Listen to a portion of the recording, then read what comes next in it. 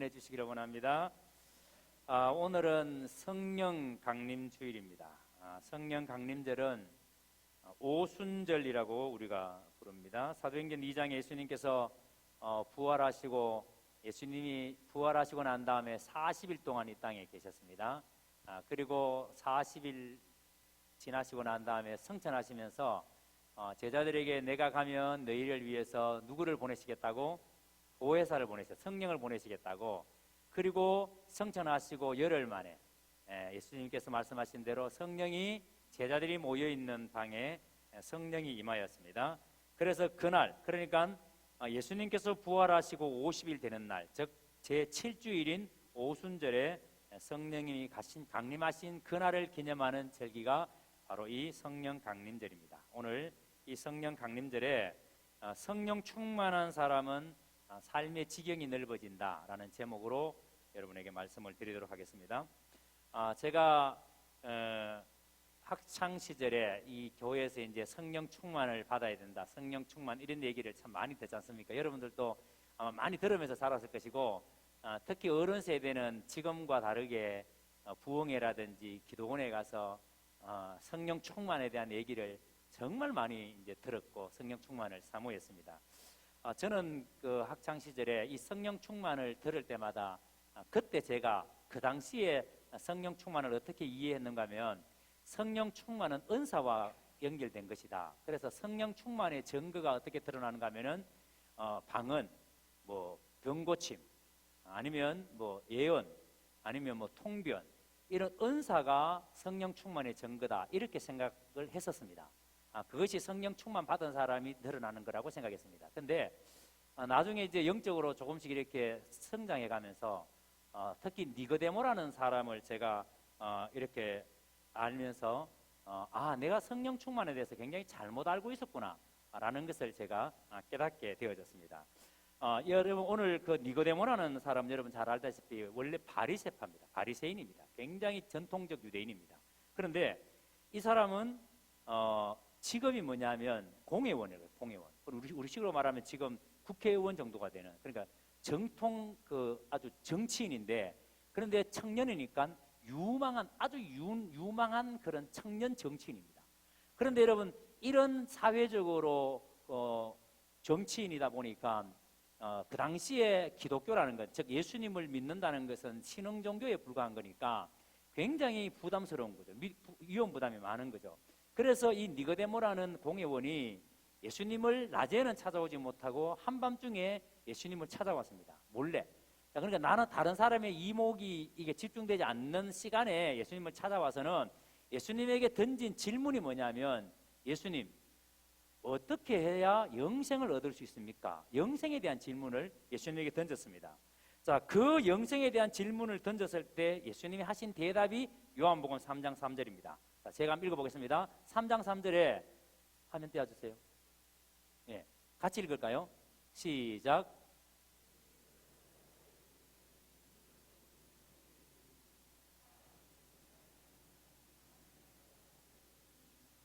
자, 어떻게 영생을 얻을 수 있느냐라고 묻는 이 니고데모에게 예수님께서 하신 말씀이 뭐예요? 사람이 거듭나지 아니하면 하나님의 나라를 볼 수 없다는 거예요. 거듭나야 영생한다는 거예요. 거듭나야 하나님의 나라를 볼 수 있다는 거예요. 자, 이럴 때 니고데모는 그 마음에 이 말을 받아들일 수가 없어요. 거듭난다, 다시 태어난다, 어떻게 그게 가능하냐는 거예요. 내가 이미 이렇게 몸이 어른이 되어 있는데, 내가 이미 이렇게 성장해 있는데 어떻게 나 같은 큰 사람이 엄마의 자궁 속으로 다시 들어갈 수 있느냐, 어떻게 말도 안 되는 소리를 하느냐, 그 얘기를 이 니고데모는 받아들일 수가 없는 겁니다. 그래서 예수님께서 어떻게 엄마 자궁 속으로 다시 들어갑니까? 어떻게 그런 일이 있을 수 있습니까? 하니까 그때 예수님께서 하시는 말씀이 5절에서 7절에 나옵니다. 제가 읽겠습니다. 사람이 물과 성령으로 거듭나지 아니하면 하나님 나라 들어갈 수 없다 하시고 난 다음에 뭐라 그래요? 육은 육이고 성령으로 난 것은 영이니 내가 네게 거듭나야 된다고 하는 말을 이상하게 여기지 말라. 육으로 난 것은 육이다, 영으로 난 것이라야 영이니 내가 거듭나야 된다고 하는 말을 이상하게 생각하지 말라, 이렇게 말합니다. 자, 여러분, 이 말을 니고데모의 입장에서는 이해할 수 없는 말이에요. 아직까지 영적으로 여러분 전혀 모르는 그런 사람이 어떻게 이 말을 이해할 수 있겠습니까? 자, 그런데 보세요. 여기서 예수님께서 물과 성령으로 거듭나지 아니하면이라고 그랬습니다. 그러면 성령은 알아요. 성령으로 거듭나야 된다는 말은 알겠어요. 근데 그 물은 뭐를 말할까요? 물과 성령으로 그랬으니까. 물은 지금 우리가 알고 있는 세례를 말합니다. 자, 그런데 여러분, 지금 우리나라에는 세례를 받는 방법이 두 가지 방법이 있습니다. 장로교에서는 세례를 어떻게 준다? 수세를. 그냥 목사님이 물을 손에 찍어서 성부와 성자와 성령의 이름으로 세례를 줍니다. 침례에 가면 어떻게 세례를 준다? 물 속에 집어넣습니다. 성부와 성자와 하면서 집어넣었다가 집어넣었다가 그래서 좀 말 좀 덜 들으면 좀 오래 담가놓고 말 잘하면 빨리 끄잡아내주고. 이게 농담입니다. 여하튼 세례를 큰일 났다. 침례교 분들 알면 큰일 나는데 이러면 취소. 여하튼 세례를 그렇게 받아요. 그런데 예수님께서 이 세례를 받아야 물과 성령으로 거듭나지 아니하면 하나님 나라에 들어갈 수 없다라고 말합니다. 자, 그러면 여러분, 이 세례가 무슨 의미를 가지고 있는가? 세례란 의미가 뭔가? 우리가 세례를 받을 때에 어떤 의미를 가지게 되는가를 알아야 됩니다. 여러분, 세례는 우리의 옛사람이 죽는다는 의미예요. 내가 지금까지 살아왔던 삶의 모든 과거는 이제는 죽는다는 의미예요. 그리고 부활하신 그리스도와 연합한다는 의미입니다. 세례가. 자, 그러니까 옛사람은 죽고 이제는 내가 부활하신 예수 그리스도와 연합했다는 의미로서 그게 세례인 거예요. 그게 세례 의식인 거예요. 자, 그렇다면 여러분, 지금 우리가 이렇게 눈으로 볼 수 있는 목사님이 세례를 손으로 물을 찍어서 주는 것이나 아니면 물속에 집어넣는 것이나 이렇게 여러분 눈으로 볼 수 있는 이런 의식, 이 세례는 이게 과연 우리에게 성령 세례의 증거가 될 수 있는가? 이게 과연 내가 성령 충만의 증거가 될 수 있는가? 이게 내가 하나님의 나라에 들어갈 수 있는 확신, 증거가 될 수 있는가? 자, 여러분 생각에 이런 의식이 여러분 증거가 될 수 있을까요? 증거가 되지 못할까요? 자, 세례 받으셨잖아. 내가 이런 의식, 이런 세례를 받았으니까 나는 천국 간다. 나는 확실히 구원받았다. 이게 증거가 될 수 있다, 없다? 자, 대답 안 하시니 굉장히 신중하십니다, 오늘 보니까. 기도를 많이 하시고 오늘 예배 드리러 오신 거예요. 자, 여러분, 이 의식은요, 절대 증거가 될 수가 없어요. 내가 세례를 받았다고 해서 그 세례가 구원의 증거가 절대 될 수가 없습니다. 눈으로 볼 수 있고 손으로 만질 수 있는 물을 뿌리든 물속에 들어가든 이런 의식이 우리의 구원의 증거가 절대 안 됩니다. 자, 그런데 여러분 보세요. 기독교 신앙이라는 게 뭐냐면 바로 이 의식을 뛰어넘는 게 기독교 신앙입니다. 의식을 뛰어넘는 거. 무슨 말인가 하니까 의식 이면에 우리가 세례를 받을 때 이 세례의 이면에 뭐가 있는가 하면은 이 세례의 의미가 뭐라 그랬습니까? 예수 그리스도와 연합하는 거. 우리가 그분과 하나가 되는 거. 본질적인 연합이 있어야 된다는 거예요.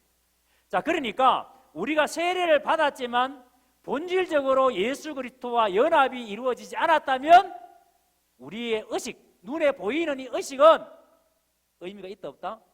아무런 의미가 없습니다. 그러니까 여러분, 이 의식 이면에 있는 본질적인 연합이 나에게 있느냐 없느냐, 이 본질적인 연합이 바로 그게 성령으로 거듭나는 거예요. 아멘. 이 성령의 거듭남이 바로 구원의 증거입니다. 자, 그러면요, 이 성령은 언제 받아요? 그럼 이 성령, 이 거듭남의 성령 언제 받아요? 우리가 거듭날 때 받는 거예요. 우리가 수세를 받을 때도 성령을 받을 수 있어요. 이렇게 경험하는 분들이 계세요. 수세 받을 때에 성령을 경험하는 분이 계십니다. 그런데 경험하지 못하는 분도 계세요. 그래서 여러분, 내가 세례를 받을 때 성령을 경험하지 않았던, 아니면 어떻게 성령을 경험했던, 성령을 경험했다는 그게 뭐냐면 거듭났다라는 말이에요. 그래서 성령으로 거듭난다는 것을 우리는 뭐라고 부른다?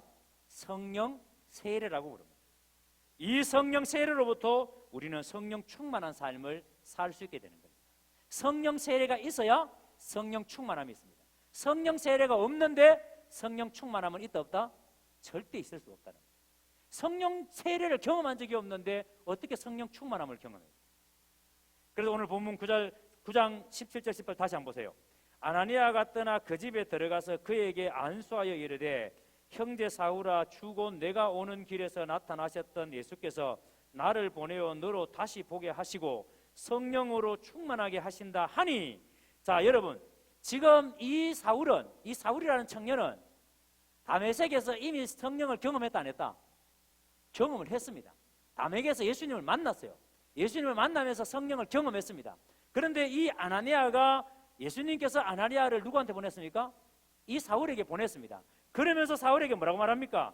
너를 다시 보게 하시고 성령으로 충만하게 하신다 하니. 성령을 경험한 사울에게 이제 성령을 충만하게 하신다고 말씀합니다. 그러니까 여러분 보세요. 사울의 눈에서 비늘 같은 것이 벗겨져서 다시 보게 된지라 일어나 세례를 받고. 여러분, 성령 세례를 받은, 성령 충만을 받은 사울의 눈에서 뭐가 벗겨졌습니까? 눈에 비늘 같은 것이 벗겨졌습니다. 성령 세례를 받기 전에 비늘이 벗겨진 게 아니라 아나니아가 가서 안수를 하니까, 성령 세례를 받으니까, 성령이 임하니까 그 성령에 의해서 비늘 같은 것이 뭐가 됐다? 벗겨졌다는 거예요.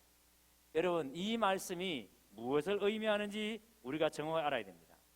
자, 먼저 이 아나니아, 예수님께서 이 아나니아라는 사람을 사울에게 보냈습니다. 이 아나니아가 누구냐면 다메섹에 살고 있던 아주 경건한 유대인입니다.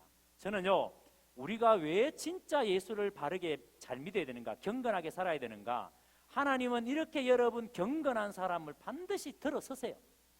예? 이렇게 여러분 사울에게 안수해서 성령 세례를 주기 위해서 사울에게 하나님이 사용하셨던, 주님이 사용하셨던 사람이 누구다? 아나니아라는 경건한 사람이에요.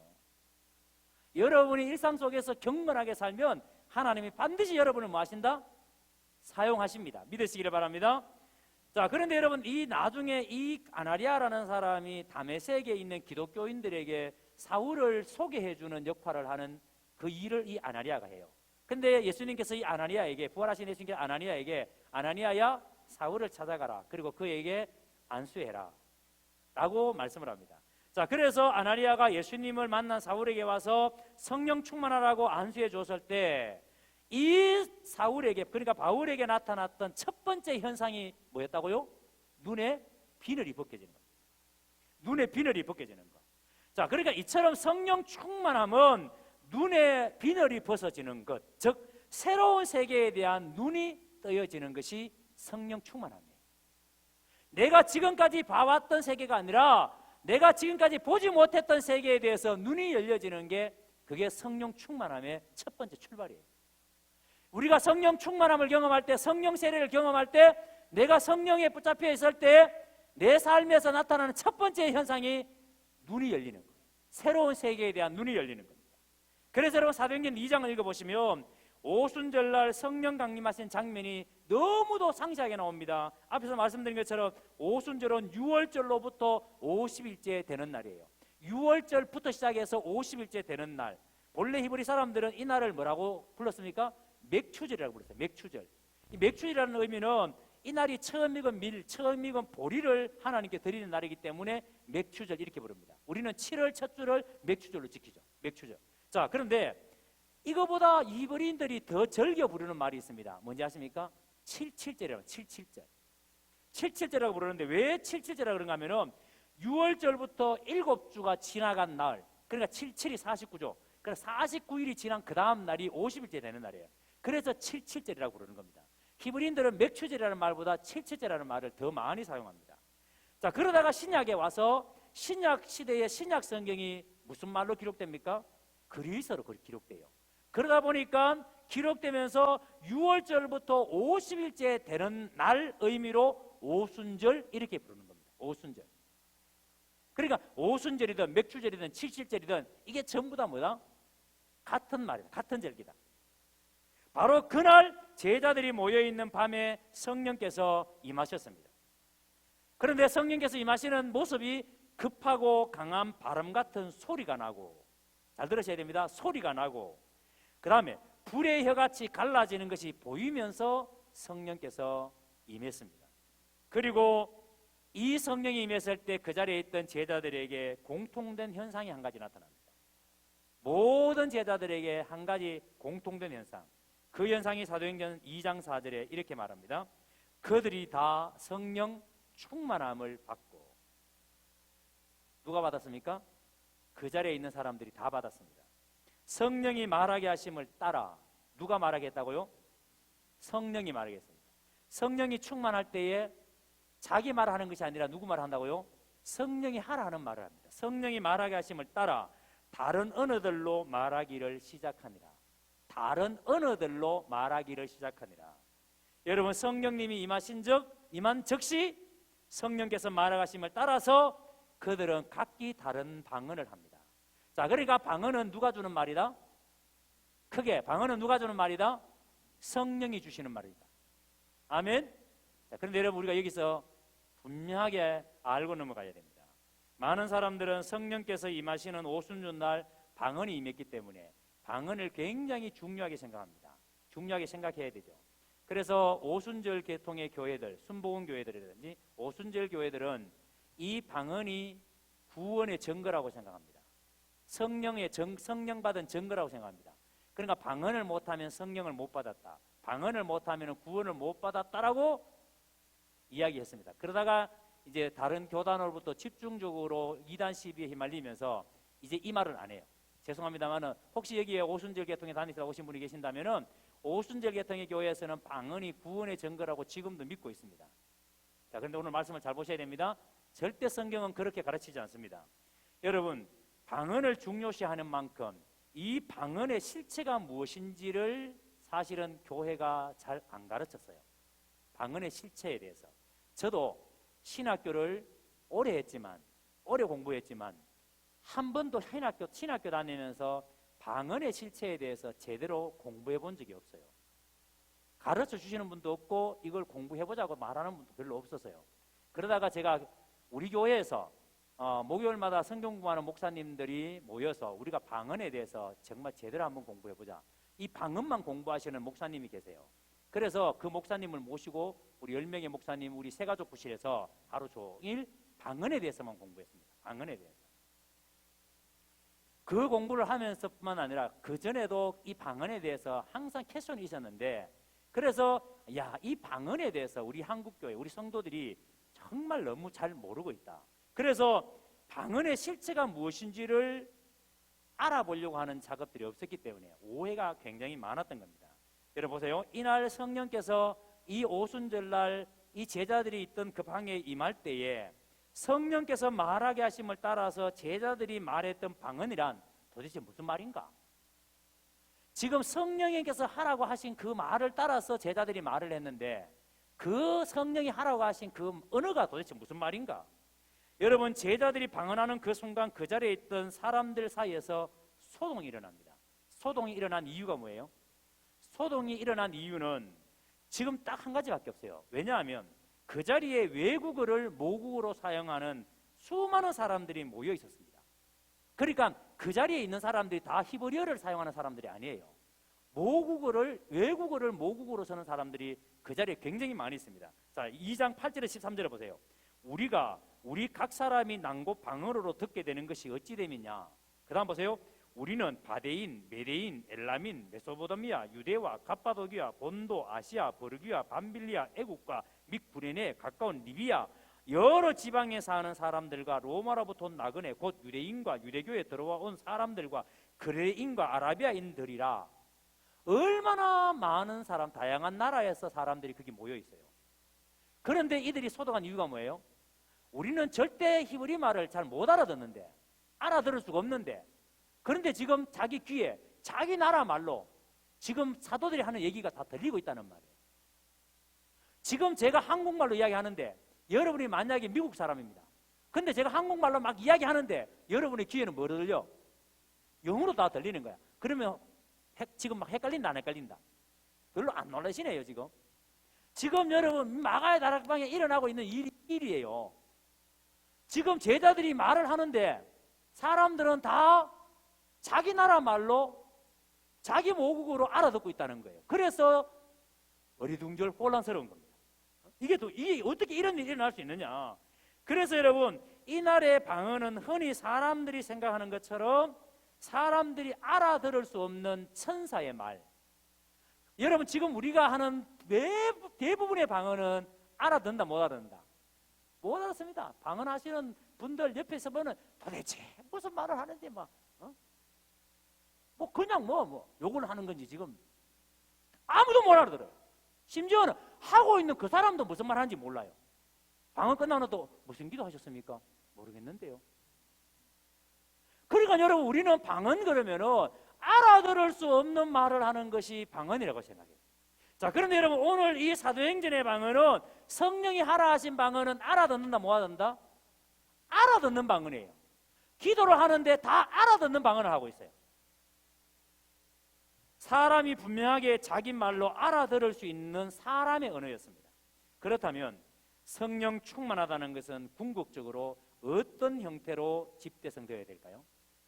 성령 충만이라는 것이 방언으로 나타났습니다. 각기 다른 언어로 나타났습니다. 이게 여러분 도대체 무슨 의미인가? 여러분 이 사람들은 다 갈릴리에서 고기 잡던 사람들이에요. 제자들 중에. 그런데 어떤 사람은 세리였기도 하고, 그런데 제자들은 외국에 사는 사람들과의 삶의 질이 완전히 다릅니다. 그렇죠? 우리로 말하면은 여러분 돈 많은 부자와 가난한 사람이 이야기해 보면은 이야기의 주제가 같다 다르다? 같을 수가 없어요. 같을 수가 없어요. 도시에 사는 사람과 농촌에 사는 사람과의 대화의 주제가 같을 수가 없어요. 미국에 사는 사람과 한국에 사는 사람의 대화의 주제가 같을 수가 없어요. 자, 그러니까 여러분 지금 제자들은 이렇게 외국에 있다가 이 예루살렘에 온 이 사람들과의 대화가 안 되는 겁니다. 대화가 될 수가 없는 겁니다. 그런데 성령께서 그들에게 임했을 때에 여러분 이렇게 막혀있던 이 대화가 어떻게 됐단 말이에요? 대화가 되기 시작했다는 거예요. 성령이 임하니까 막혀있던 이 대화의 벽이 허물어지고 말이 소통되기 시작했다는 거예요. 그러니까 여러분 성령 충만함이 무엇으로 나타났습니까? 나와 달랐던 사람, 이제까지 나와 전혀 상관이 없다고 생각했던 그 사람들에 대한 지경의 확장으로 나타나고 있다는 거예요. 나는 저 사람과 절대 대화가 안 돼, 나는 저 사람과 대화할 수 없어 라고 생각했던 그 사람들과의 대화의 장이 열리기 시작했다는 겁니다. 이해가 되십니까? 여러분 불신자들은 이렇게 제자들이 각기 다른 방언으로 말한 걸 보고 술 취했다고 말해요. 술 취했다. 야, 저들이 술 취했다. 이렇게 비방하니까 이때 베드로가 자기 동료들을 옹호하기 위해서, 우리 동료들이 다른 제자들이 술 취한 게 아니다, 옹호하기 위해서 베드로가 구약 성경 하나를 인용해서 이야기합니다. 그 인용한 성경 구절이 뭐예요? 요엘서. 그 내용이 요엘서 2장 28절에서 32절까지입니다. 제가 한번 읽어보겠습니다. 그 후에 내가 내 영을 만민에게 부어주리니 너희 자녀들이 장래일을 말할 것이며 너희 늙은이는 꿈을 꾸며 너희 젊은이들은 이상을 볼 것이며 그때 내가 또 내 영을 남종과 여종에게 부어줄 것이며 내가 이적을 하늘과 땅에 베풀리니 곧 피와 불과 연기 기둥이라. 여호와의 크고 두려운 날이 이르기 전에 해가 어두워지고 달이 핏빛같이 변하려니와. 여러분 이 요엘서의 말씀을 베드로가 사도행전 2장 17절에서 21절에 인용하는 거예요. 요엘서의 말씀을 끄집어온 이유가 뭐냐면 지금 제자들이 술 취한 게 아니다, 술 취해서 하는 말이 아니라 성령 충만해서 하는 말이라는 것을 입증하기 위해서 구약 성경의 말씀을 끄집어왔어요. 자, 그런데 여러분 이 요엘서의 말씀을 들으면서 어떤 생각이 들어요? 지금 베드로가 말한 성령 충만의 증거로 과연 요엘서의 말씀이 여러분 합당한가? 아무리 여러분 찾아봐도 지금 제자들의 자식들 중에 애언하는 사람이 없어요.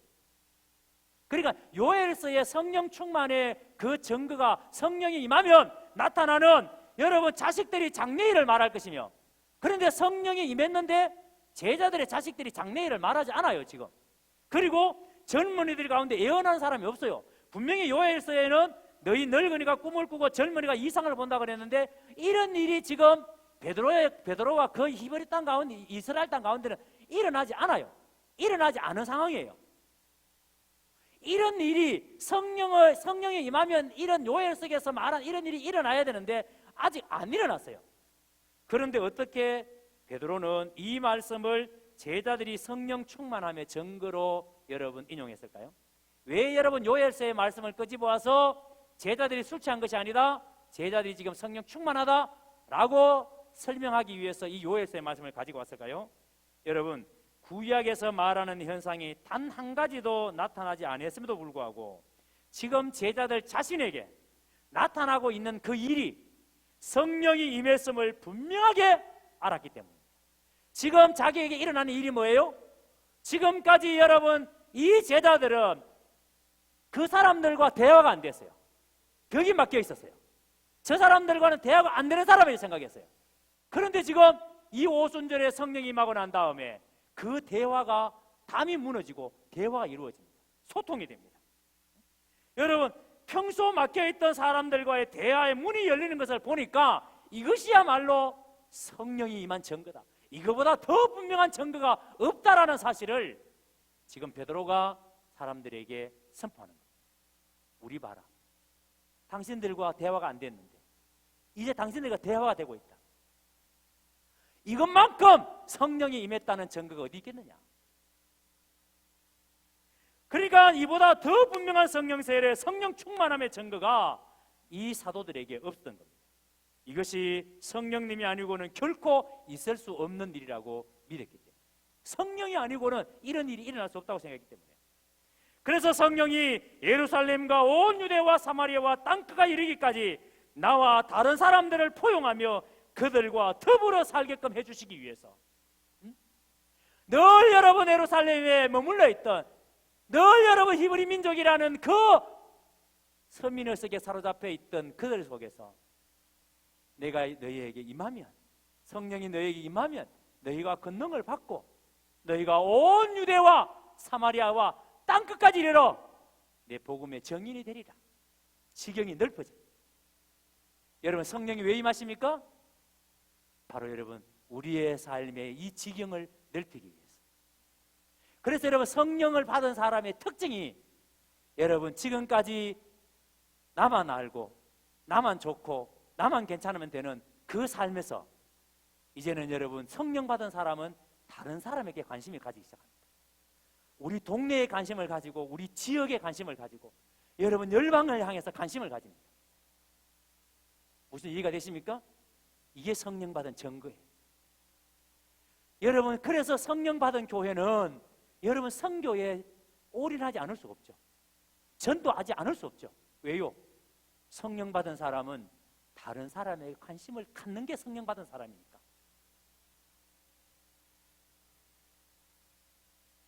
그리고 보세요, 사도행전 2장에 자세히 보시면 성령이 임하실 때 급하고 강한 바람 같은 소리가 들렸다고 증거합니다. 소리가 들렸대요. 소리.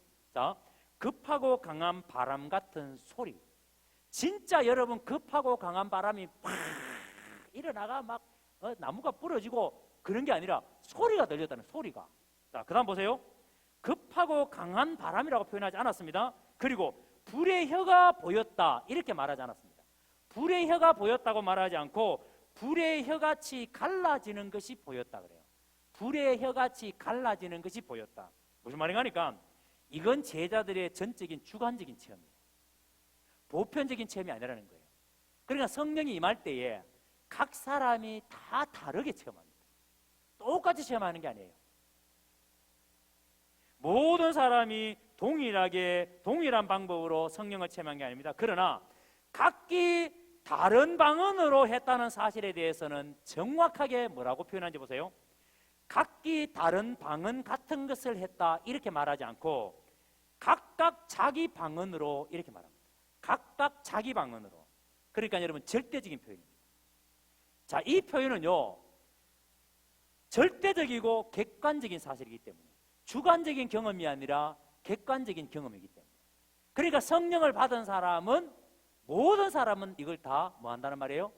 경험한다는 말이에요. 불의 혀같이 갈라지는 경험은 하는 사람도 있고 못하는 사람이 있어요. 바람 소리가 들리는 사람도 있고 안 들리는 사람도 있어요. 그러나 모든 성령 받은 사람은 뭐는 동일하다? 각각 자기 방언, 각각 자기 방언으로 말하는 것은 동일하다는 거예요. 여러분, 성령께서 우리에게 임하실 때 각각 사람마다 다 다르게 임하지만 한 가지 동일하게 형식은 달라도 본질은 언제나 동일한 게 하나 있습니다. 뭐라고요? 바로 성령께서 우리에게 하시는 말씀, 그리고 우리는 그 말씀을 받아서 하는 말. 여러분, 그 말은 다른 사람이 알아듣지도 못하는 말이 아니라 알아듣는 말입니다. 그래서 예수 믿는 사람의 말이 중요한 거예요. 내 말은 사람을 살리기도 하고 죽일 수 있는 말이에요.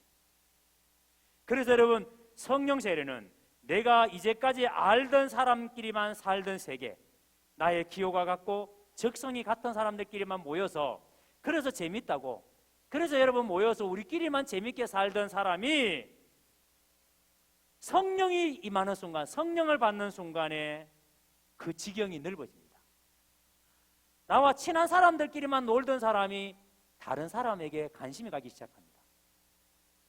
그래서 여러분, 교회가 순모임 하면서 목사님 순모임 하니까요 좋긴 좋은데요 다른 순에는 관심이 없어요. 그건 아직까지 우리가 열렸어 그래요. 예? 열렸어 그래요.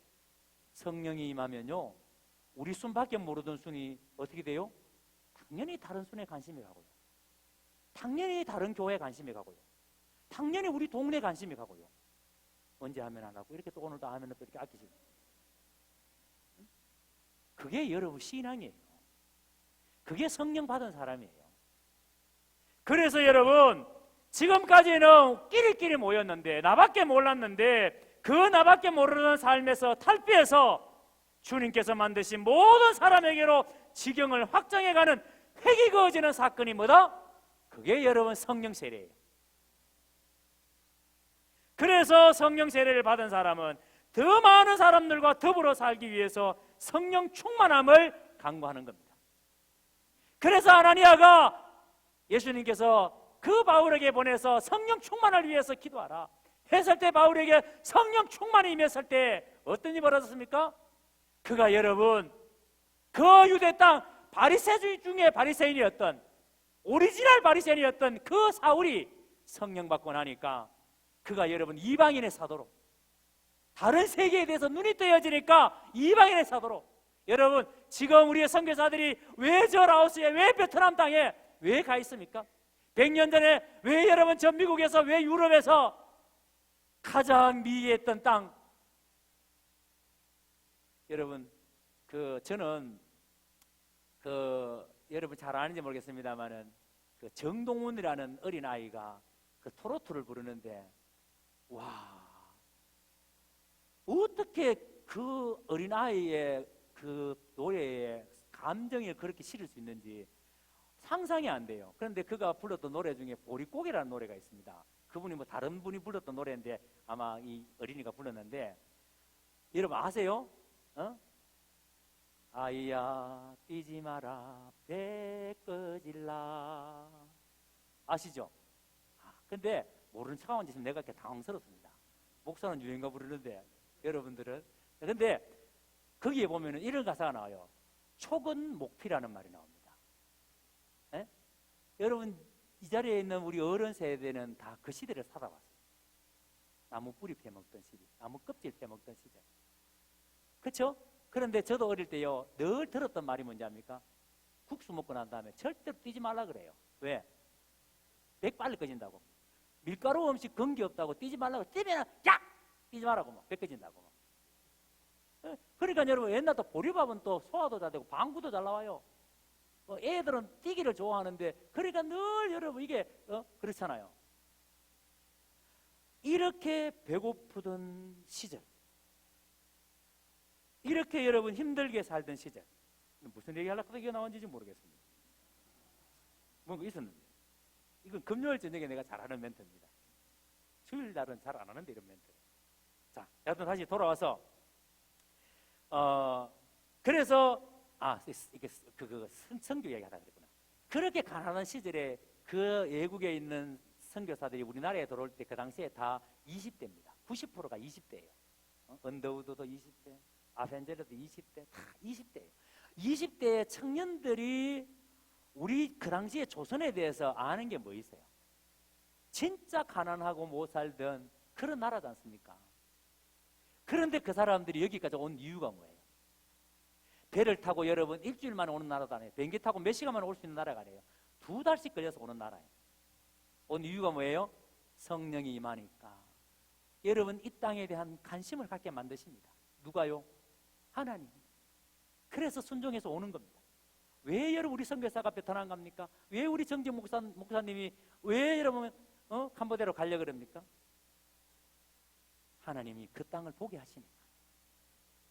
여러분 성령 받으면요 나만이 아니라 다른 사람을, 다른 세계를 보게 합니다.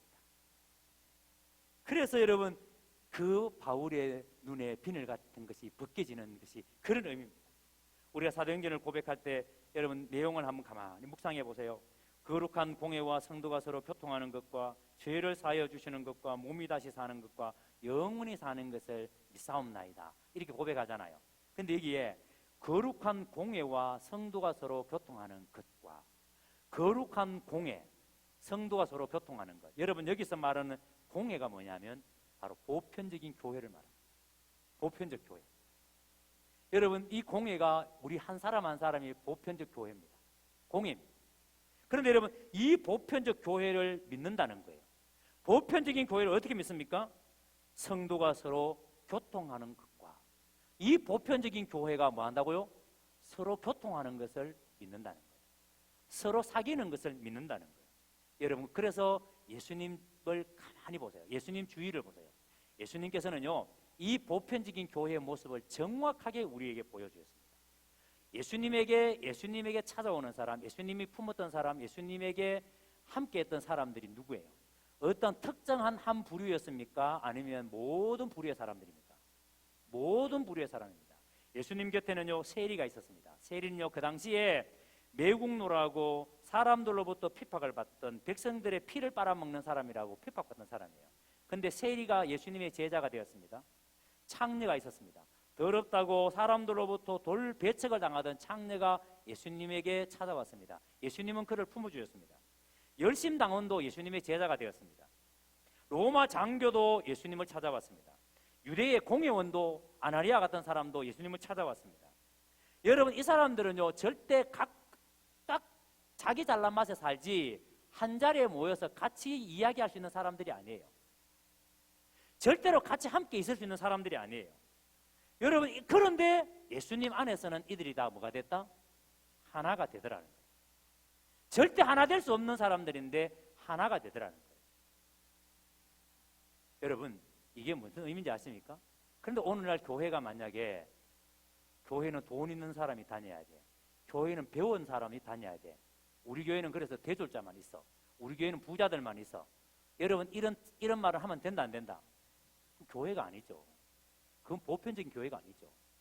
주님이 원하시는 교회는 어느 누구도 함께 하나가 될 수 있는, 그리스도 안에서 연합할 수 있는, 그 교회는 가난한 사람이든 부자든 많이 배운 사람이든 못 배운 사람이든, 그 교회는 어린아이든 늙은 사람이든 어떤 사람이든 연합할 수 있는, 하나가 될 수 있는, 거기에 대화가 되는, 거기에 말이 통하는, 그게 여러분 교회예요. 네?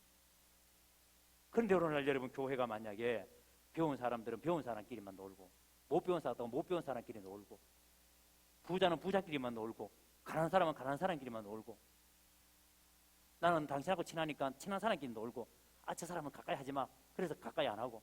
만약에 여러분 교회가 이런 모습이라면 이건 여러분 교회가 아니죠. 저는 오늘날 우리가 가장 큰 아픔이 이런 거라고 생각해요. 오늘날 교회가 이런 모습이 너무 많아요. 교회들마다 조금만 마음이 안 맞으면요 너무 쉽게 교회가 분열되어집니다. 제가 섬겼던, 지난번에 그 교육 목사로 섬겼던 교회는 어느 교회인지 말하지 않겠습니다. 4번인가 5번을 분열됐어요. 분가가 아니고 분열, 짜게져 나가요. 그러니까 싸우면은 나눠버려. 교회가 뭐 시끄러우면 나눠버려. 여러분 조금 마음이 안 맞는다고 교회를 분열해버리고. 근데 우리 교단도 그래요. 여러분 전 세계에 장로교, 교단, 교파가 이렇게 많은 나라가 없어요. 전 세계에 어디를 가도 대한예수교 장로의 이름으로 국가에 정식으로 등록되어 있는 교단만 36개가 그래요. 등록되지 않는 거 하면 100몇 개가 그렇습니다. 대한예수교 장로의, 우리 교단은 합동입니다. 합동. 그 다음에 대한예수 장로의 통합, 대한예수 장로의 고신, 대한여자 장로회 합신, 대한여자 장로회 정통, 대한여자 장로회 보수, 진리, 정통, 개혁, 개혁, 보수, 진리, 정통, 진리, 보수 이렇게 만드는 게 36개. 그거 그렇게 해서 다 해가 100개가 넘어요. 장로교만. 자, 거기다가 대한내수교 장로회, 기독교 장로회, 그다음에 대한 뭐 침례회, 그다음에 뭐 감리교, 그다음에 성결교, 그다음에 순복음. 아유, 목사이면서도 이게 헷갈립니다. 모르는데요. 여러분 어떻게 하시겠어요? 이렇게 우리나라는요, 교단도 분열을 너무 잘합니다.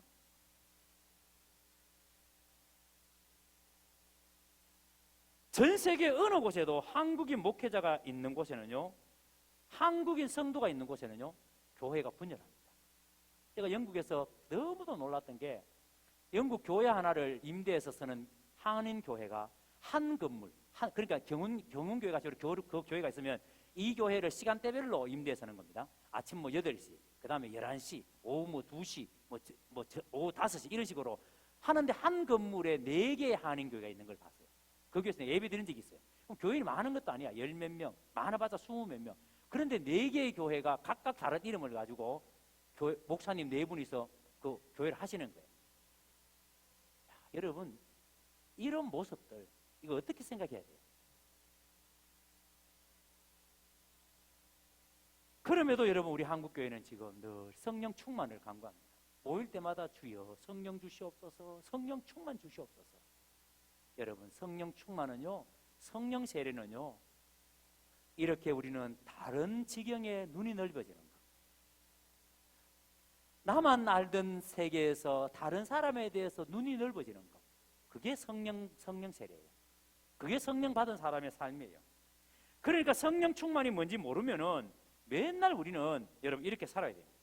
네 편 나누어서 서로 줄 세우게 하고, 성령 충만한 사람은 나와 다른 사람, 나와 생각이 다르고 수준이 다르고 직업이 다르고 지역이 다르고 환경이 달라도 그리스도 예수 안에서 하나를 이루어 나갈 때 비로소 참된 교회가 되는 것, 그게 여러분 성령 충만한 삶입니다. 여러분, 이것이 성령 세례의 의미라는 것을 여러분들이 아셔야 됩니다. 우리 대구에는 이런 일이 저는 들어보지 못했습니다만은 오래전에 그 서울에서 이런 있었다고 한번 기사에 난 걸 본 적이 있습니다. 서울의 아이들이 자기 친구들을 놀리는데 휴먼시아 거지 이렇게 부른다는 거예요. 너 휴먼시아 거지지 이렇게 한다는 거예요. 여러분, 휴먼시아가 뭐예요? 주택공사에서 짓는 임대주택이 휴먼시아입니다. 휴먼시아. 그러니까 임대주택에 산다고 거지라는 거예요, 애들이. 도대체 여러분, 애들에게 누가 이렇게 가르쳤습니까? 어떻게 애들의 입에서 휴먼시아 거지라는 말이 나와요? 누가 이렇게 가르쳤습니까? 근데 여러분, 이런 일이 오늘 교회 안에도 있습니다. 큰 교회는 큰 교회라고, 또 작은 교회는 작은 교회대로. 교회 안에서도 여러분 이렇게 끼리끼리 놀고 끼리끼리 줄 세우고, 여러분 교회가 이런데 무슨 교회가 여러분 세상을 섬긴다고 말할 수 있겠습니까? 오늘 각자 여러분 자신에게 제대로 한번 질문해 보시기 바랍니다. 예수 그리스도를 믿어오는 동안에 나의 인생에 분명히 한 획이 그어졌던 적이 있는가? 진짜 성령이 내 인생 가운데 일어난 적이 있는가?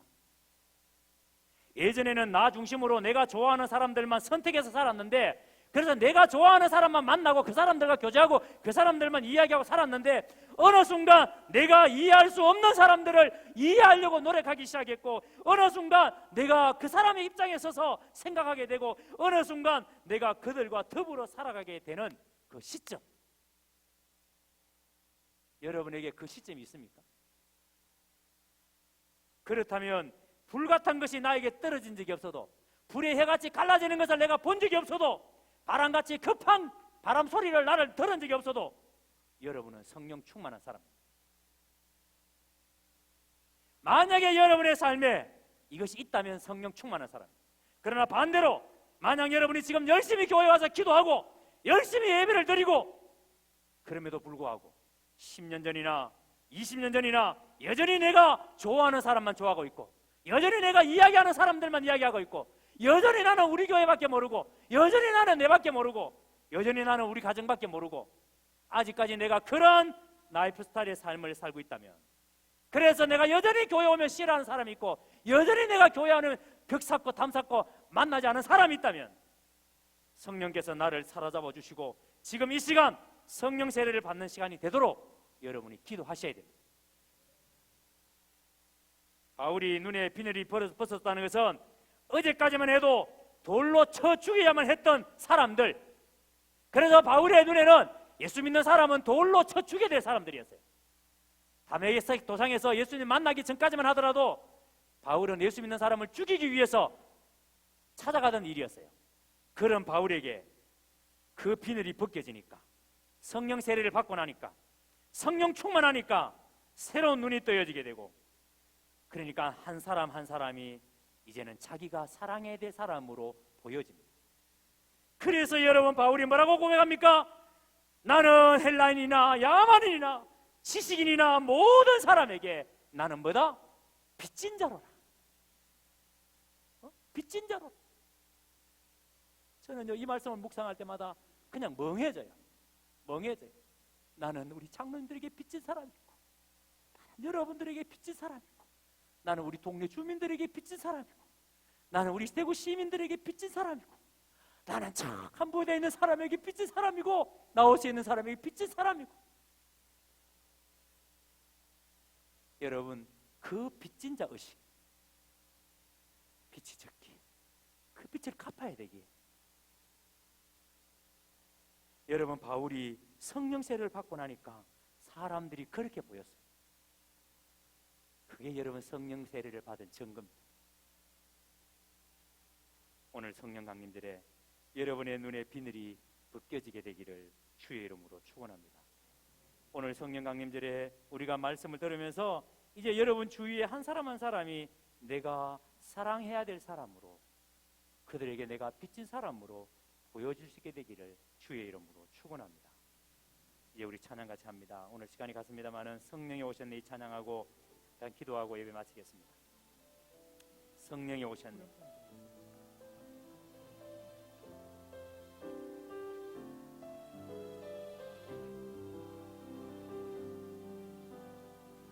허무한 시절 지날 때 깊은 한숨 내쉴 때 그런 풍경 보이며 탄식하는 분이 있네. 고와 같이 너희를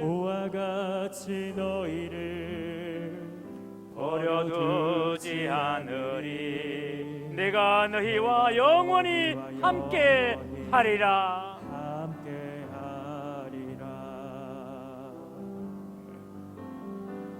성령이 오셨네. 성령이 오셨네. 내 주에 보내신 성령이 오셨네. 우리 인생 가운데 친히 찾아오셔서 그 나라 꿈꾸게 하시네.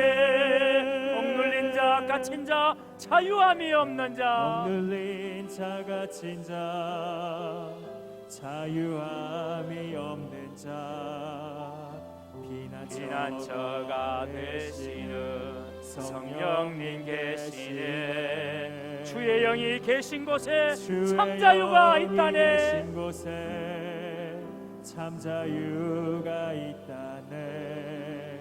진리의 영이신 성령이 오셨네. 두 손을 높이 들고 성령이 오셨네. 성령이 오셨네.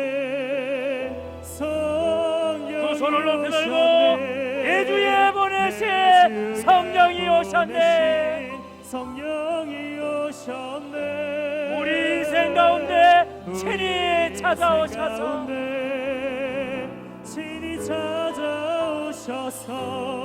그 나라 꿈꾸게 하시네. 성령이 오셨네. 성령이 오셨네. 성령이 오셨네. 내 주에 보내신 성령이 오셨네. 우리 인생 가운데 친히 찾아오셔서 그 나라 꿈꾸게 하셨네. 이제 우리 다 같이 한 목소리로 기도하며 나아갑니다. 오늘 이 시간 여러분 하나님 앞에 간절하게 한번 기도하시기를 바랍니다. 오늘 성령께서 여러분 가운데 임하여 하나님, 나는 지금까지 하나님의 자녀라는 긍지를 가지고 살았습니다. 그러나 내가 만들어둔 세례를 탈피하지 못하고 하나님을 믿는 그리스도의 이름으로 얼마나 많은 사람들에게 해를 끼치고 얼마나 많은 사람들에게 상처를 주며 살았는지 모릅니다. 주님, 오늘 이 시간 우리가 설정해도 우리의 담을 허물고 우리의 지경이 넓어지게 하여 주시옵소서. 우리의 눈에 비늘이 벗겨지고 우리의 지경이 넓어지게 하여 주시옵소서. 우리 다 같이 한 목소리로 한 번만 기도하며 나아갑니다. 기도하겠습니다.